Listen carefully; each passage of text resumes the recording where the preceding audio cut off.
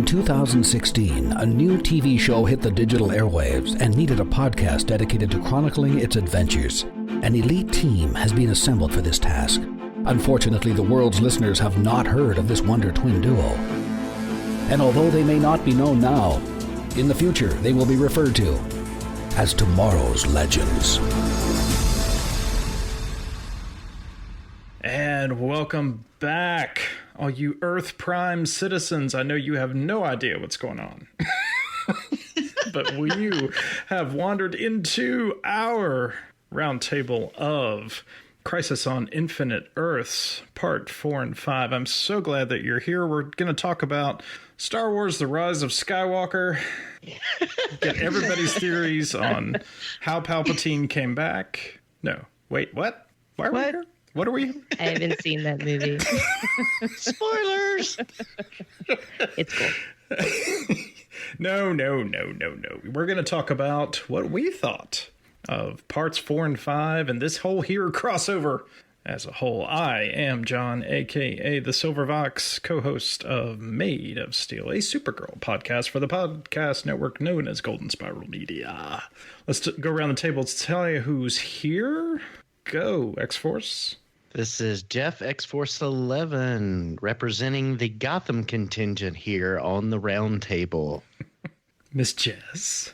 And this is Harley Quinn from Tomorrow's Legends, crashing another GSM crossover once again. Fantastic. We love it. We love it. Absolutely love it. Yes. And who's that? This is your eye in the sky green butterfly. Silverbox, do you think they even remember that we've done this before?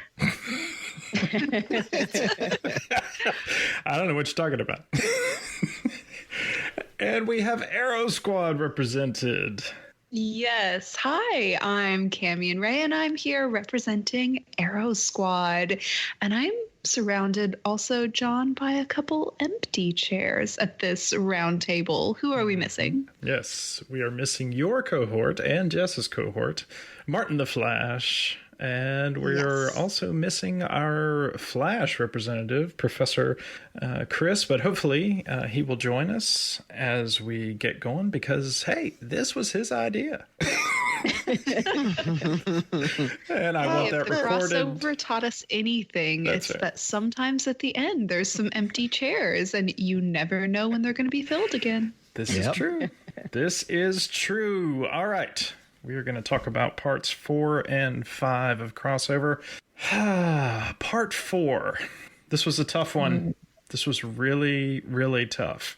I don't know how we get around it. I think we need to really start at the end and maybe work our way back because I feel like this ending was such a critical piece to not only this crossover but to Arrow and to everything. So I do want to hear from everybody, but let's start with Cammie. The fight at the end, Oliver's sacrifice with the Anti-Monitor and his passing number 2. Do we feel like that Oliver's passing on such an epic universe dependent scale was what he needed, or does that take away from all of the Arrow faithful, to put it in another way? So, Cammie, what do you think? Well, to answer it quickly first, I will say it took away, I think, from the goal of Arrow, which was always to protect Star City or Starling City. And I think I mentioned this in the last crossover roundtable. With each of our heroes, there is a defined world around it. So if you take Batman as a classic example, there is this defined world of Gotham around him, such that it does not mean anything different to a Batman viewer to see the world in crisis versus seeing Gotham in crisis, because within our comic book world, the world is what we define it as. And as an Arrow viewer, that was defined as Star City. For a Legends viewer, it's a little bit different. You have a broader world, and it can even cross time. So it's there's a little bit more malleable universe shaping to be done in there.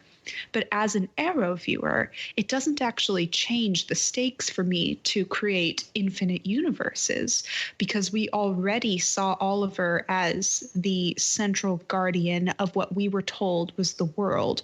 And while the world around can change, him dying for the world, if you will, does not change him or our experience as a viewer. I would have preferred to see, when he does pass, whether it be here, whether it be at a Sunday night airing of a Supergirl crossover before Christmas, or whether it be the actual end of the show, I wanted to see him pass protecting his Star City, because that was his world. And regardless of them trying to make it bigger, it doesn't actually, for the purpose of a plot, make it bigger for me. Yeah, I thought the president's wrapping of that just didn't give it the justice that it was due. Yeah, I don't know. Jeff, what do you think? I don't know. For me, it was just hard, because it's hard in the context because you know that there are several other episodes of Arrow left. And so he's already died once in the crossover, and this second time here, it just made it lack some of the weight that you would normally expect it to do. And not having his friends and family around him made it hard as well. We got that appreciation from the group later on, but I think it just fell a little flat for me. And that first episode that back from the break is just a little hard, because I felt like we just lost so much momentum from the previous three with that break. And that episode would have been better if we were connected, but that episode was just weak. And part of it was just the lack of weight, I guess, I felt of Oliver's passing. Harley? Yeah, I'm actually gonna disagree with that a little bit. I All right. This is shocking to everyone, including me, but I actually felt like there was that weight associated with his death the second time around as the Spectre character, because of the symbolism and everything that they were working to do with his sacrifice and with his death. Whereas the first death in the first episode, I felt almost betrayed his character, because it was going against lessons he had literally just learned on Arrow. However, I felt like this particular sacrifice was playing into, one, the greater mission that the Monitor had set forth for him all along and had told him would be coming and was trying to prepare him for, as we're trying to figure out how a man with a bow and arrow can literally save the multiverse. and I felt that it was symbolic, because Stephen Amell as Oliver Queen is what started this wonderful universe that we even have today. So I felt like them killing his character to basically rebirth that universe worked really well for me. Okay. Interesting. Well, and I can make the case either way. Was it appropriate on such an epic scale, or could it be more appropriate on the Star City scale? And I appreciate the viewpoints that you guys bring here. So the Anti-Monitor, I'm skipping to part 5 here for just a minute, but the Anti-Monitor says that it doesn't matter that basically kind of what went down at the end of episode 4 or part 4, because Destiny would have brought him back no matter what. I kind of took that to mean like, I have many doppelgangers and one of us would have come back. Did that take away for you guys what Oliver was trying to accomplish? I'll jump in here. I think even just mixing in the idea of destiny, which is very present in this storyline, as it should be. It's kind of integral, even when unspoken, in the comic version of this storyline. It feels a bit far from the sort of foundation of Arrow, in that Oliver is choosing to go against his destiny on Arrow. And in fact, in the few areas of the Arrow comic lore where there is a bit of destiny, again, despite it being sometimes unsaid. A great example of that, of course, is Green Arrow and Black Canary. They are destined in the comics, and the show subverts that. The show avoids this idea of destiny driving your actions and pushes Oliver to hard places where he has to take ownership of his actions, as do the other characters, as being responsible for certain outcomes.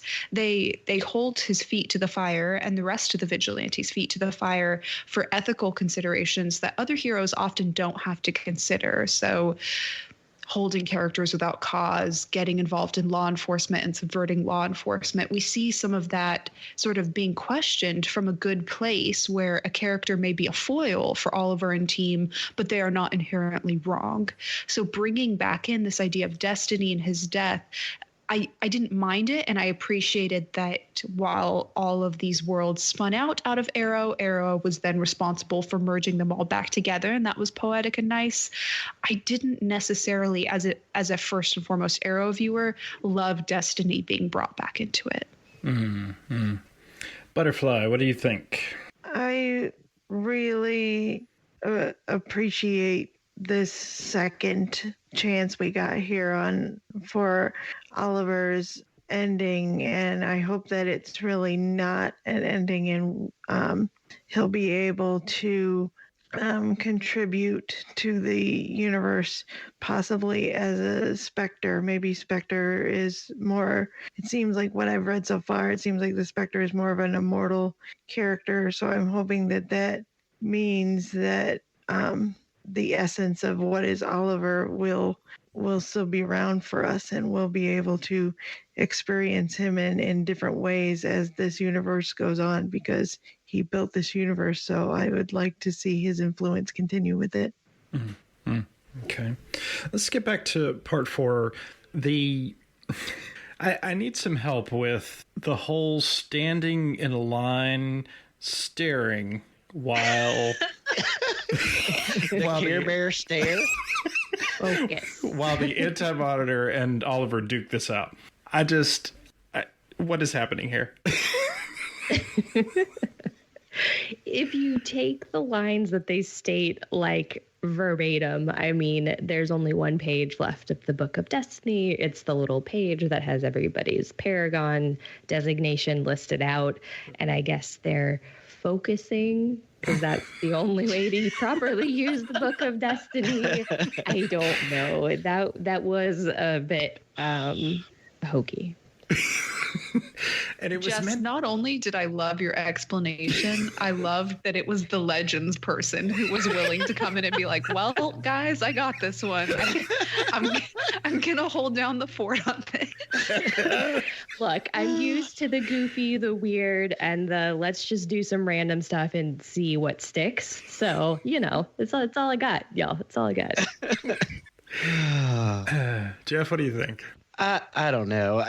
I just think that they didn't have enough of the depth and the characters and the things that they used in the comics to have a real battle like it appeared in the comics. Mm-hmm. And so they were bent on these paragons, but yet I think they could have done that in a better way of whether it's giving us flashbacks of them thinking and some type of image graphic of some type of force coming out. I mean, something other than them just sitting there looking, I don't, I was expecting an effect.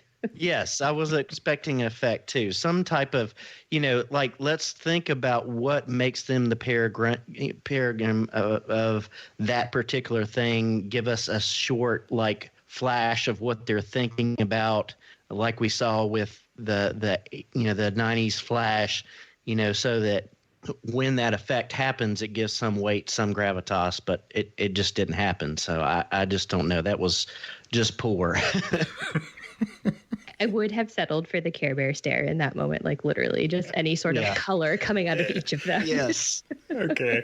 So Cammie brings up a really great point that I want to come back to. She was talking about how all of our heroes are built in kind of the show Bible, if you will, of, okay, here's the parameters of these worlds, of these characters, of their settings and their surroundings and their powers and so on and so forth. And we know it's comics. We know things are going to be added in and tied out and, that kind of a thing all the time. I was actually surprised that, because I asked Chris in the last crossover, what role does Flash have left?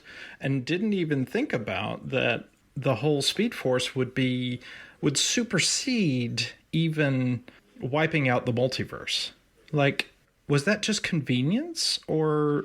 I think to speak to that is it would have ended eventually, but I think because of the nature of the Speed Force and it being faster than other things and so universal, one of those forces of this comic book world, that its time was extended beyond what it would normally be. And that's why we got to see him use his abilities to gather everybody up safely. So to me, I don't think it was that much of a stretch to see them use that as a way to connect everybody safely.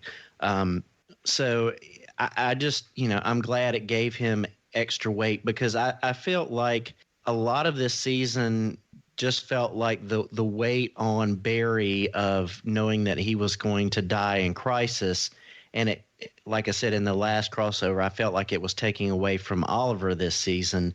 But here we get to see him use his skills and abilities in the Speed Force to contribute in a way that he wasn't thinking about it. And I enjoyed getting to see his frustration at the beginning of the episode of trying to get out and to get somewhere else, and how hard he was working to get around it. So I appreciated those aspects of it. The dark circles were interesting. So, all right. Anybody else? Speed Force commentary? I mean, I'm with Jeff. I kind of bought that it existed outside of space and time, and I think a lot of that has to do with the fact that I live in the Legends sandbox, where the temporal zone, the place where they spend all of their time, is also outside of space and time, including the vanishing point where they were all kind of conveniently stationed. So I thought it worked well, and it made sense, because if you have no true universe, at least universe that like we can interact with as normal matter to get to, you need something to sort of bridge that gap and to find a way to bridge between universes, which we know that the Speed Force is capable of doing. So it made sense to me. Okay. I completely agree, and I will only add that I compared it in my head to all of the characters of The Good Place living inside of Janet when necessary. I got that. Thank you. You're welcome. Not seen that shit. All right. Let's, unless there's anything that anybody just wants to scream and shout about part 4, let's concentrate some time on part 5. Bebo. Would you look at the time? I suddenly... I was so afraid. Like, as soon as I seen Bebo, I was like, oh no, everybody's grade is dropping right now. My only consolation was that Bebo was an illusion the entire time. It was not a real Bebo, thankfully. I did appreciate everyone like at the same time responding. Is this happening? Yes.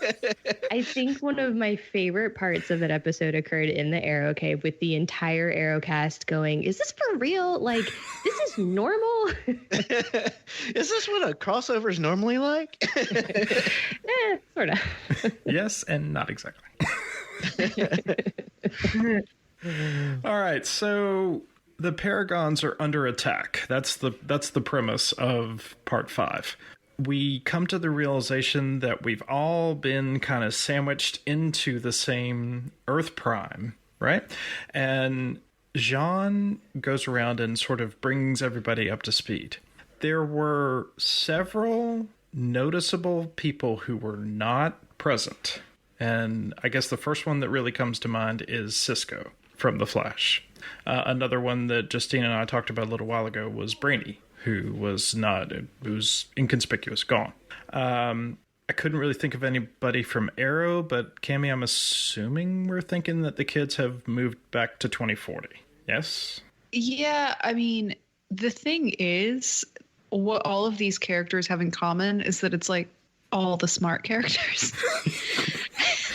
Yeah.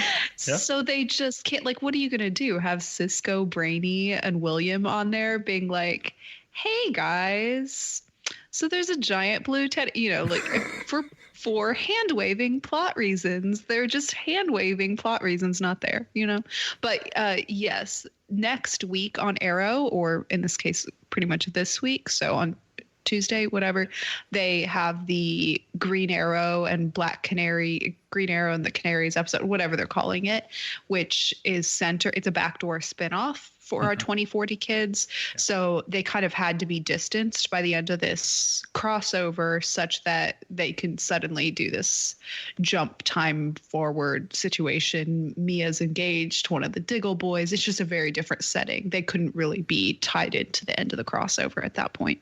I think they're going to do, and by think I mean I know, they're going to do a resetting and redressing of every single show.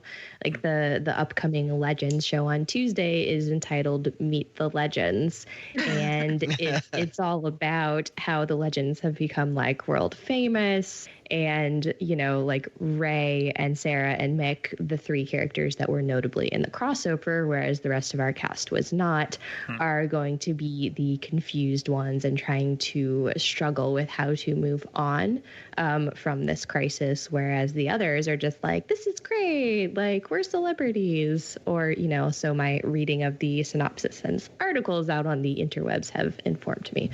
So I think it'll be interesting. I know that Supergirl, from what I understand, is doing something similar because now you have Lex Luthor on your universe, who was, correct me if I am wrong, since I did not watch this show, he was previously dead, and now he has won the Nobel Peace Prize and like controls everything. He was previously dead. You're right. Yes. Yeah, and that's like not how it was, right? So I'm only going to assume they're going to have to do something similar on each of the shows where we come back and it's the setting of, hey, here's our new universe, including here's where Green Arrow is going. So, Do we think that there are doppelgangers anymore? I do not personally. I think what they've set up is that doppelgangers are kind of gone. Yeah. From everything that I have seen and the impression that I got is Earth Prime contains all of the CW shows, and there's not particularly, Earth 2 doppelgangers and Earth 3 in that sense. The other Earths that exist in this multiverse are other DC properties like Titans and Swamp Thing and the movies. There's not what we have seen in the past few years of, okay, this version of Barry over here and this version of Cisco over here. Those are all condensed down to one Earth, but the other DC properties are out there, Smallville and things like that, but those are in different universes. But anything that we have seen previous have been all condensed down to Earth Prime. So if I'm hearing you right, so the characters that we've built and grown on Earth 2, like from The Flash or Arrow, I mean, I know Black Siren came over to Earth Prime, right? But like for all the characters we built on Flash, we think they're just gone? I think some where it's going to make sense to plot will reappear as their Earth Prime version. And I think others they're just going to move on from. Like, I'm going to go out on a limb and say that the only Wells is Nash Wells now. We're not going to have a Harry. We're not going to have the revolving door of Harrison Wells and Sherlock and all of this stuff. Yeah, I agree. It's going to be interesting. What they did in the comics is you had the Prime Earth, but then you had Earth 2, which was anybody in the golden age of the DC heroes. So I think that's where some of the play might come in, but it's just going to be totally different. I just think it's going to be a way to do a reset on having these infinite things. Now, we may see that there are other Earths out there, but I think it's just a way of doing a reset and bringing everybody together.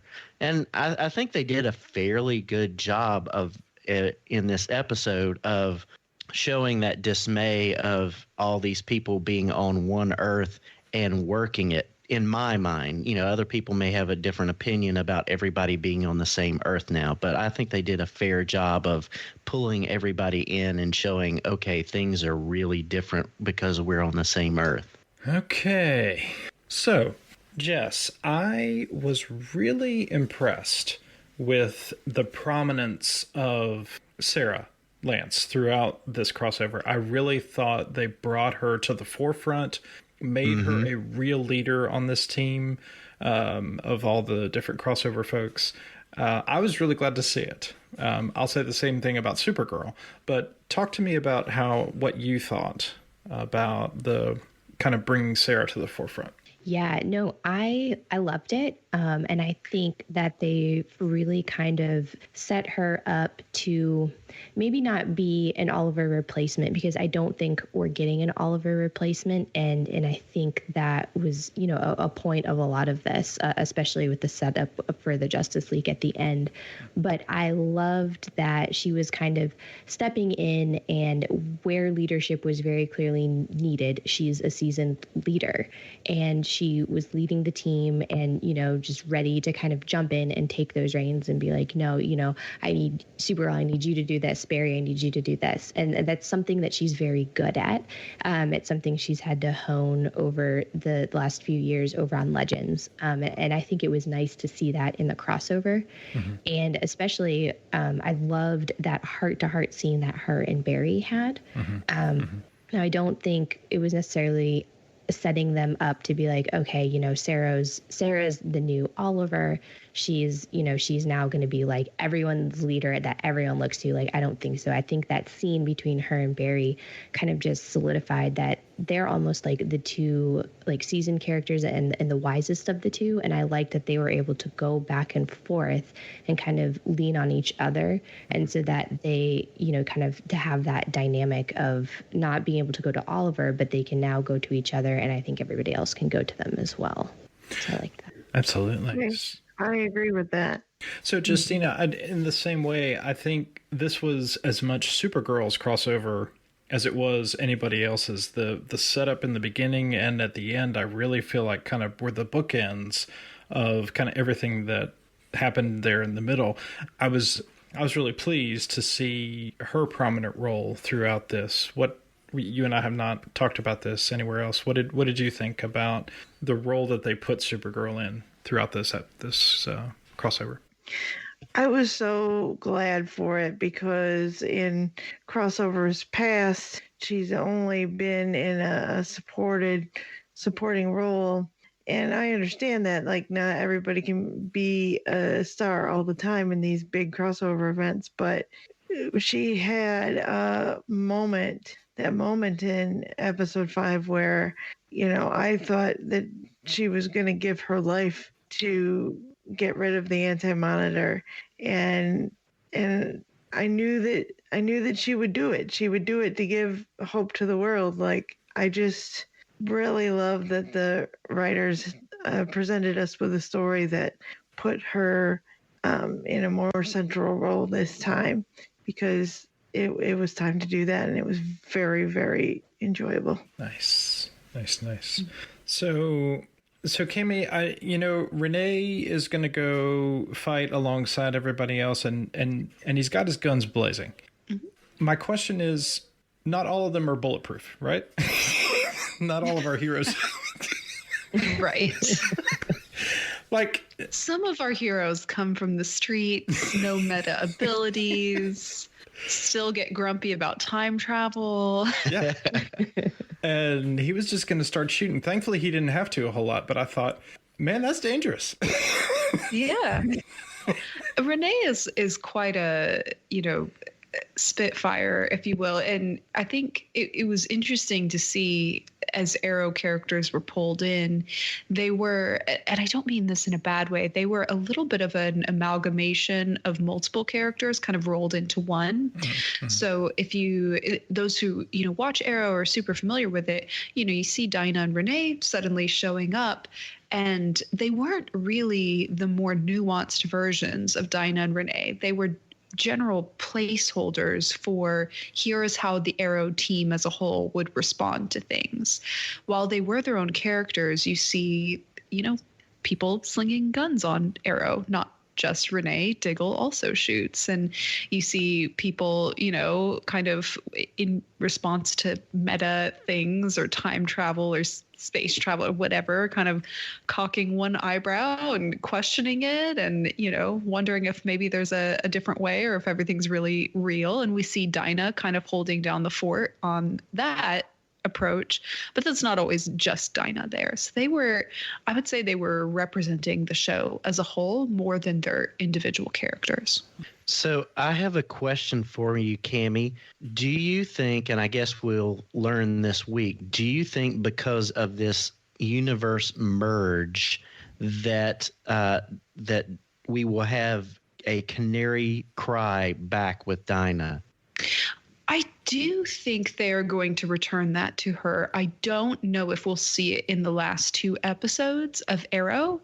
I think we will see it for sure in the spinoff. So we have 2 more episodes of Arrow, but the next one that's coming up in a couple days is the backdoor pilot for a spinoff that Dinah will be on. And I think almost every canary other than Sarah will be on as well. And I'm sure Sarah will show up on the show at some point in some sort of crossover. But we've had, a good many canaries on Arrow at this point. And I think all of them will have some version of a cry, which will probably, change over time as well on our spinoff. I think the one constant, which I thought was interesting because you were talking earlier and made some really good points, both you and Jess, about Sarah being the replacement Oliver. And I think in the context of the crossover, she did become that a bit. But in the context of Arrow, Oliver handed the mantle over to Mia. And in a very real sense, she is now the new Green Arrow. She is the title Green Arrow in the Green Arrow and Canaries spinoff. And that will be interesting to see, because while we have a whole bunch of now seasoned canaries with different cries, and as you're suspecting, cries will probably continue to change and come up for them. It's entirely new on our show to truly have somebody carry the Green Arrow mantle for more than just, an episode or 2 like Roy and Diggle did. Mm-hmm. Okay. Lots of crossovers. Do we see this in our show's features from here? What do we think? I think we are going to get to see a little bit of what we saw in this episode with Supergirl and Barry. We're going to see smaller team-ups. We're going to get to see The Brave and the Bold, where Supergirl and Batwoman are going to team up. We're going to see smaller team-ups and not the world-shaking ones that we're used to. And I think that's good. We need to build back up because honestly, this one was uneven in a lot of ways, and not my favorite out of all of them so far. But I think it's going to give us the opportunity to have what's going to feel more natural, where, okay, we're having an issue and I'm going to call in my buddy over here that knows how to do this and to give me a hand, so that it doesn't have to feel like, world shaking in order to call in help. So I think it's going to feel more organic, and I think that is going to be a little bit better in the type of things. And because of Green Area and the Canaries being in the future, that kind of exempts them out from having to deal with some of that we're used to. But I think for everybody else, I think it's going to feel more organic than it has in the past. Yeah, we won't have to have any plot device ways to get together. Like we won't have to overcome that hurdle of how did they even get to each other's earth so fast. Like we're taking out that variable where they can just call on each other. And I like how this crossover and many of our crossovers highlight different strengths of our different heroes and just proves the point that everybody's not strong in everything, and sometimes you have to lean on your friends to fill in your weaknesses. So I'm looking forward to hopefully a lot of mini crossovers and superhero team ups. Yeah, and it already kind of sounded like that's what they were trying to set up because when we're first introduced to this concept with Weather Witch kind of showing up on Supergirl's territory, you know, and Barry comes rushing. He's like, oh, yeah, this is one of mine. And then it's kind of like, wait, what are you doing here? You know, like that kind of thing. We're introduced at that time to the concept that this sort of thing happens all the time. You know, even the legends get involved. You know, Marv Wolfman got involved in that scene, which was kind of funny. And he's like, yeah, you guys are together all the time. Usually there's a couple legends with you, you know, that whole thing. So I think we'll start to see more of the mini crossovers, which could be a lot of fun. And they did it well in the early seasons. And I think it'll be fun to do that some more now.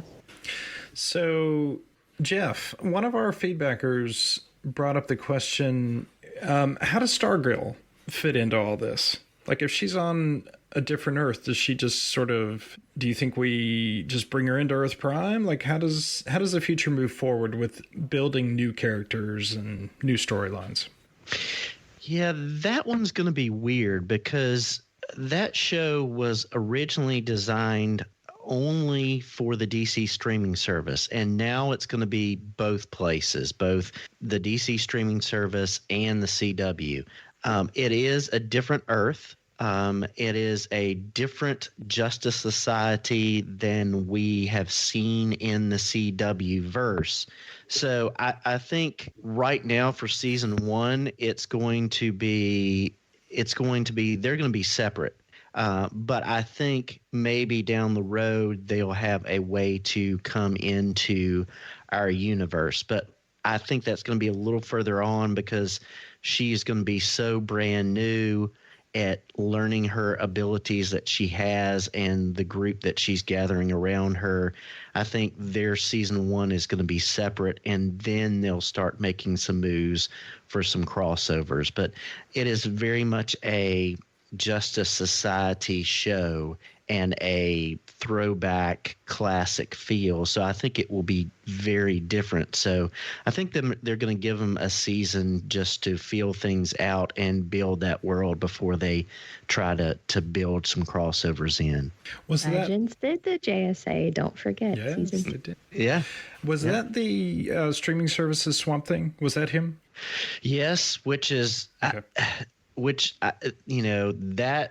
That show was excellent, and it's just a shame that the behind the scenes streaming rights and money caused that to not continue on, because I think they were doing a great job, a very dark version, but it was nice of them to actually show that it exists out there, so it maybe gives you some hope for down the road. Who knows? Mm-hmm. All right, yes or no, everybody. Can we take Tyler Hoechlin seriously as Superman anymore? Go. I'm gonna be positive here for a second. I'll deny this ever happened. This is not being recorded. You didn't hear this. I think we can, because I think they have set this up in such a way that they've acknowledged there are many Supermen, if you will. There are many, they've even gone so far as, they brought Ezra Miller on here. So they've acknowledged, kind of tongue in cheek, both that there are, DC TV and DCEU superheroes that parallel each other. They've really acknowledged as much as they can that this is just one incarnation. And as this one incarnation, I think we can, not take him seriously in that this is, DC CW, right? But allow him to join our lineup of heroes. Where it starts to push the line of judgment for me is the idea of doing right now in this very present moment for TV, this Superman spinoff for him specifically. I'm not so sure that this is the right TV ecosystem at this point for it, but I'm willing to see where it goes. All right. Justina, what do you think? I think we can give him a chance. I think it could be I'm really looking forward to seeing more of both Tyler Hoechlin and Elizabeth Tulloch and some adventures of Superboy. I'm pretty excited. Boys. Yeah, now there's two of them, so double trouble there. Jeff? I will have to see. I mean, we have only seen him in the context of the crossovers and on Supergirl. We have not really and truly gotten to see his life, and I think we're going to have to give it a try. It will definitely be a different feel with a family dynamic of him raising these twins and being a superhero at the same time. I think that's going to be an interesting dynamic. They have a comic line right now that is dealing with Superman and his son and Batman and his son. They can't really do that in this universe, but it will be interesting to see. So I'm tentatively going to say that I think it can work. I just think it all depends on the writing, and they need to maybe key up the family dynamic over some of what they're doing on Supergirl, and just make it different in that light of, okay, this is the aspect of being a hero that we're going to look at. This married life, married with 2 kids. How do you save the world and take care of your 2 kids and make sure that they're not getting into trouble, and showing them how to navigate the world with powers and abilities as young kids. And so I think they have ground to do that. It's just whether the writing and the production will go in that route. We just have to wait and see. As opposed to becoming like another That's So Raven, Wizards of Waverly Place type of magic family show. So Jess, my original question was just simply superficial. It was really difficult to line him up against Brandon Routh and Tom Welling, right? And I mean, he just looked like he was so out of place. That's, I'm asking superficially, can we take him seriously? I prefer Brandon Routh. I'm just going to say. There we go. All right. So Cammie, they brought Sarah back to us. Baby Sarah. Yes. I was like, hang on. Shouldn't that be my question? Just kidding. Was that an apology? Was that, do we expect any other fundamental changes because of this merging? I mean, how do you take that? I'm going to take that as close to an apology we're going to get directly from Barry Allen to all members of the Arrowcast. And I'm thrilled that Baby Sarah is back. Yes, I think of all of the, you started to touch on families, of all of the families kind of shortchanged by this crossover, I would say, and all crossovers, quite frankly, the Diggle family has really been put through it. They are perhaps the most cornerstone Arrow feature, and thus are the most out of place and often left out of crossovers. There is nothing meta about them. There is nothing magic about them. They are extremely grounded. So when something, Barry's time traveling back at the time that Baby Sarah was erased was pretty far out there for this universe. I know it doesn't seem like it now as we've become more acclimated to magic and time travel and all of this legend stuff. But back then that was pretty far out there. And to have one of the Diggle family members erased was a pretty big deal to Arrow and them. returning that has been key because she is then able to return as a grown-up character in our 2040 spinoff. So that actually has some pretty heavy implications, and she will, not to spoil everyone, but she does. There is a grown-up, not baby Sarah, that will appear and join her, now two brothers, and we have some other, pieces of retconning that is allowing the cast of that spinoff to fill out. So I appreciated that, not just because of the sort of symbolic gesture, but also because that has some real implications on our universe. All right. So, I can't even believe it. Here in a couple of weeks, we are saying farewell to Arrow. I just can't. It's difficult for me to summarize what 7.5 years of this show has produced, because we all sit here around this table as products of Arrow, right? If we just come down to it, we are all here because of Arrow.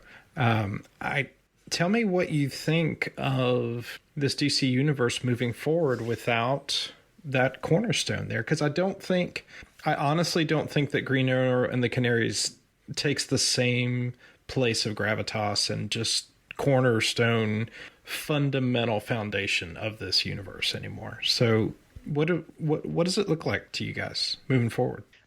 Personally, I don't think they can't, and I don't think they are. They're not going to try to make Green Arrow and the Canaries fill that same role. You just can't. I think they will probably pass that torch on to Flash, since it's the next one down the line.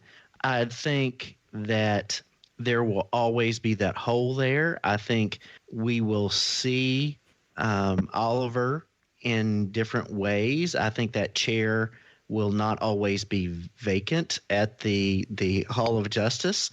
But I think it's going to be interesting to see how they navigate that, because I don't know that we've necessarily seen something like this in TV before, that you had one show that spun out so many and then have it closed down, and that they were so interrelated. So it's going to be interesting to see how they navigate that. And I think there's going to be some stumbling, and I think there's going to be some adapting. But you've just got to realize that, this world is going to be different without Arrow in it. And as somebody who, like you said, who's watched it from the beginning, who's left feedback about Arrow since the beginning, it is going to be hard not having that show on and that cast of characters on screen every week. But I think we can respect what the show has done, and we can take those principles and we can have our heroes harken back to lessons that they learned from times with Ollie and apply that to their lives. So it's going to be interesting to see them navigate this. Yeah, I agree with a lot of that. And I think what they were kind of trying to accomplish with parts 4 and 5 was to say, hey, we're recognizing that this show is ending, that it was the foundation, it was the beginning. But with this end, there is another beginning. And I think what they're going to try to do is to better even out the playing field between all of the shows. I think if we wanted to look to something as the cornerstone, it would logically fall to The Flash. But I think that maybe they would do a disservice not only to Arrow, but to the entire universe of trying to replace someone and put someone into, that spot. So I think there's a lot of symbolism throughout both of those episodes, and kind of what they did and how they're trying to recreate the universe through Oliver's death and through the end of Arrow. And I think the introduction of the Justice League table at the end was very symbolic, a very Knights of the Round Table feel. That there's not a head to this table. There's not a quote leader, a single person that needs to take on the reins of this universe. We're all in it together. And that's where I feel good point. they're within and what they're trying to do. Nice. Yeah. I agree. I think that there is sort of a sense of equality across the leads of each show. And while each show does have a leader of their team, even shows that are a bit more ensemble-esque like Legends, you still do have, you have Sarah for Legends, you have Barry for Flash, and you have Kara for Supergirl, and Batwoman for Batwoman, Kate for Batwoman, whichever. I think that moving forward, where it could become difficult is that I think they now have a closed universe, not just in the sense that it's all merged and they're all on the same playing field, but that I do not expect they will spin off more shows or more superheroes, or if they do, it will not be successful. Every time they have spun off a superhero, it has in some way been tied back to the root of Arrow, even when in a crossover. Obviously, for the first few ones, both for Legends and for Flash, it was directly spun out of Arrow, not even just a crossover. Arrow has now relinquished its last spin-off of itself, right?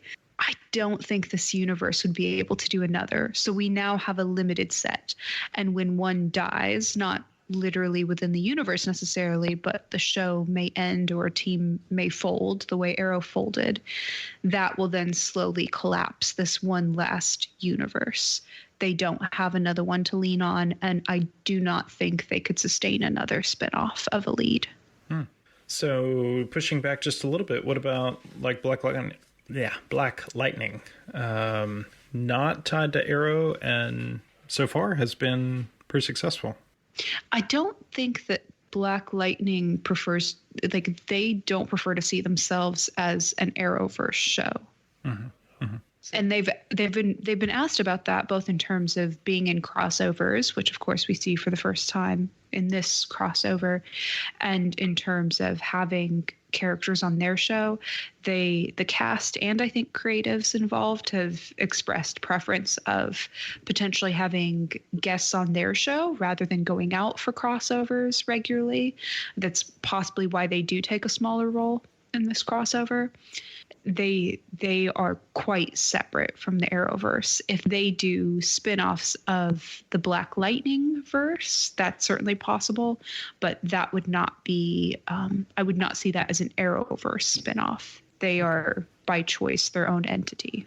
Okay. Even down to filming. They film down here in Atlanta, so crossover opportunities are extremely limited. Mm-hmm. Mm-hmm. Justina, what do you think? What does the future look like?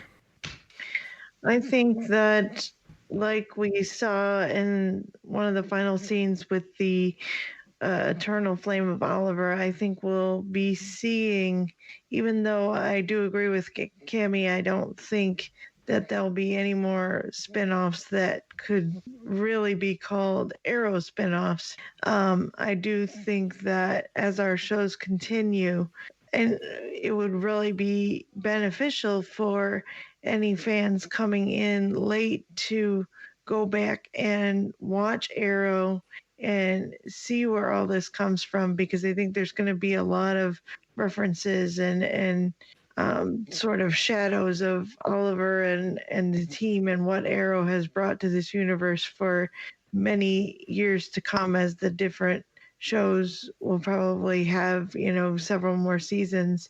And I think we'll be seeing little effects and little nods and little Easter eggs for a very, very long time, to the point where people might want to go back and see where it came from and be like, oh, now that reference makes sense in that one, because I think they will always honor Arrow as long as this universe exists, because it is the Arrowverse after all.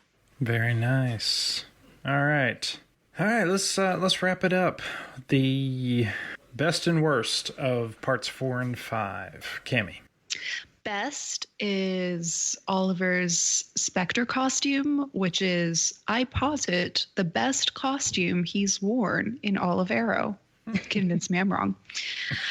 Worst is, oh, I'm so sorry. First of all, I'm a bleeding heart feminist, but I have to say the throw like a girl line made me cringe in real life.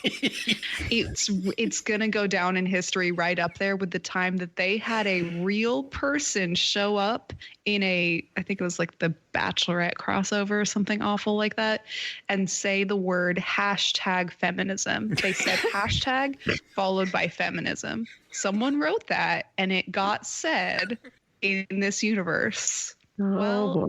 they've matched it. We now have throw like a girl. I'm really sorry. All right.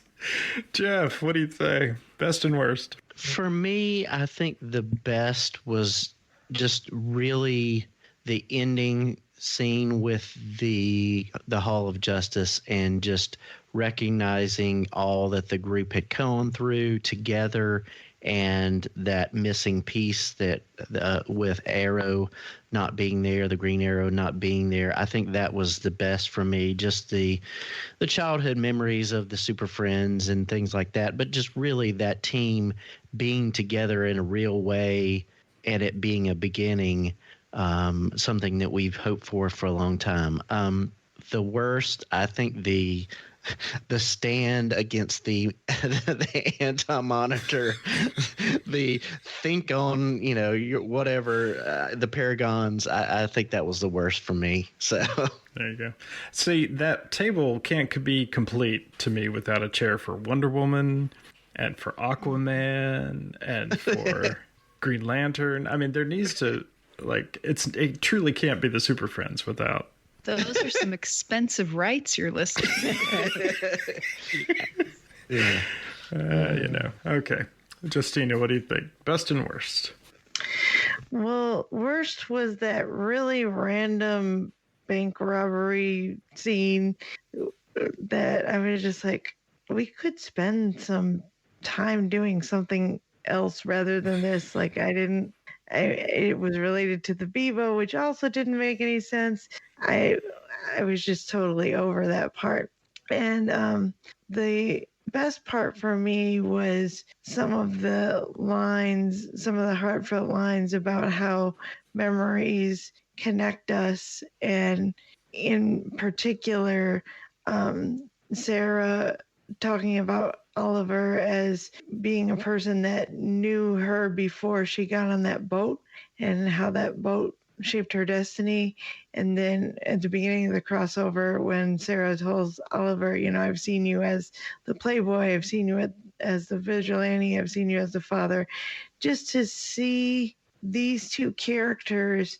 I mean, we meet Sarah in the pilot of Arrow as, this woman that's, sleeping with her sister's boyfriend. And to see how far this character has come is just fantastic. And of course, as I mentioned before, letting our girl Supergirl have a more central role. Super happy. There we go. All right. Jess, what do you say? All right. Well, I'm going to give my legend some love. My favorite scene was the Rebecca Silver book signing. Because Mick as Rebecca Silver is literally the best thing that's ever happened. It just makes me laugh every time. I love it. And the worst, I'm kind of on board with everybody's worsts. That's kind of, those were each of the low points for me. The Bebo, even though he wasn't real, which was a little bit of a higher point. So that was good. The Care Bear stare, which is a bit cheesy. There's a lot of cheese throughout this. Probably some of the stuff between Supergirl and Lex got pretty cheesy, which I just sort of gloss over and say, "Oh, that's Supergirl." So there's that. Hey. Sorry. Y'all know I'm not a big Supergirl fan. And what was the other worst one? Anyway, everybody's worst ones. I agree with all of that. All right. I would say for me, Barry, the part of the best was Barry being able to piece all these things together. And with Oliver's help, I mean, I think back to all the different crossovers that we've had and how it started with Barry versus Oliver, and how it's just grown from there, and how they've counted on each other for the definition of their character and for their heroship and everything else, and what that has built from. And so I enjoyed that journey through the Speed Force to bring all the pieces together. That to me was very symbolic of all the different crossovers that we've had. I think I've kind of noted the same worsts and all that, and I don't want to be negative about the future, but I'm worried. I'm a little bit worried about kind of what this merging means for all of our shows coming together. But that being said, I'll also say one of my absolute bests was Kate on the couch with Alex and Cara sitting there. And I think those kind of moments are what I'm looking forward to moving forward as our shows go from here. So hopefully there'll be a whole lot more positive interaction like that throughout Earth Prime. So, and I'm glad that all of us are going to be around to talk about it. So, Cammy, you guys are taking on Green Arrow and the Canaries, right? We sure are. We'll be following our heroes' children now, which definitely makes me feel old. It's amazing what 8 years will bring. Yeah. All right, super. Yeah, let's go around and give our final ratings for the entire Crisis event. All right. Justina, what do you say? 8.5 memories bring us all together. Very nice. Jeff? 7 super friends around a table. Cammy? 6.75 hoods that we should have been using this entire time. Jess? 7.5 rebirth.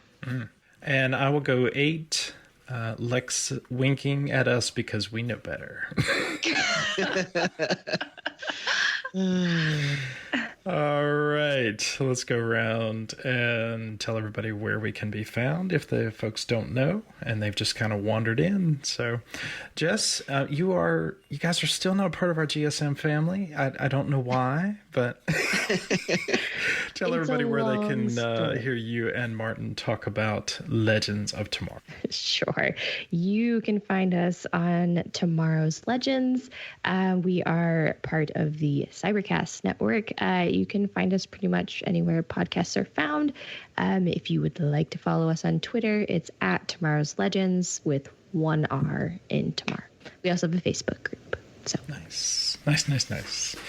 Jeff, we're not doing anything specifically Batwoman related, so tell everybody what you're up to these days.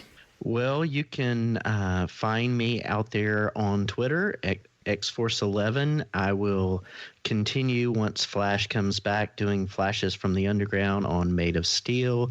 And I just finished up Castle Rock Season 2. We're still waiting for news about Season 3, but you can check that out as well in the podcast feeds. All right. Cammy, where can we find you? I'm Cammy and Ray on all social media sites, unfortunately. And I am also very happy to be one half of what will continue to be Arrow Squad as we follow these young whippersnappers into 2040. Nice. Green Butterfly, where can we find us? You can find us at Made of Steel, MAID. We're at Supergirl GSM on Twitter, and my personal account on Twitter is Justy1978, and I'm always talking about superheroes. So you can find me there, and you can find me every week hanging out with Silverbox and K-Vox. That's right, and you can find me on Twitter at Silvervox1. All right. Thanks so much, guys.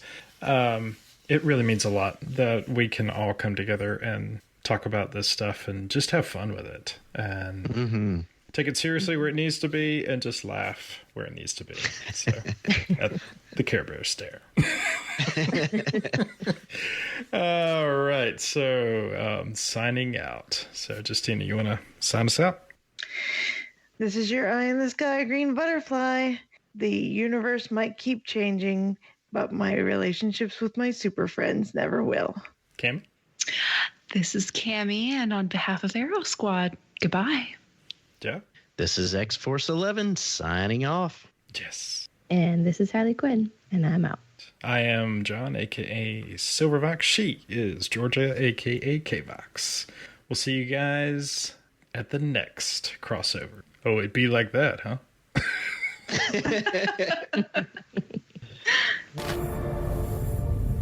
In the end, there was only one, a single black infinitude.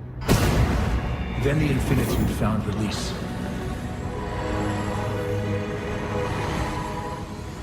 And finally, the darkness broke, filling it with life.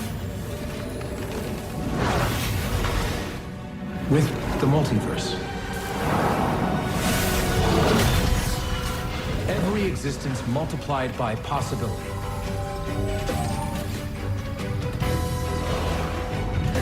And spread out before space and time in infinite measure.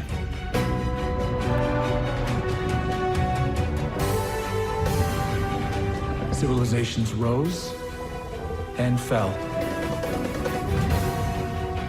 And rose again across reality's grasping expanse. Life, a precious gift, persevering in the face of every obstacle.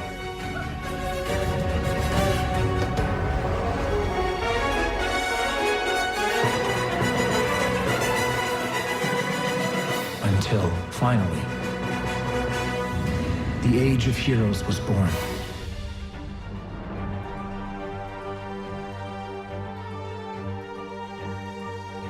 Tomorrow's Legends is not affiliated with CBS, Warner Brothers, or the CW. We're a fan-made podcast for entertainment purposes only and are part of the Cybercast Network.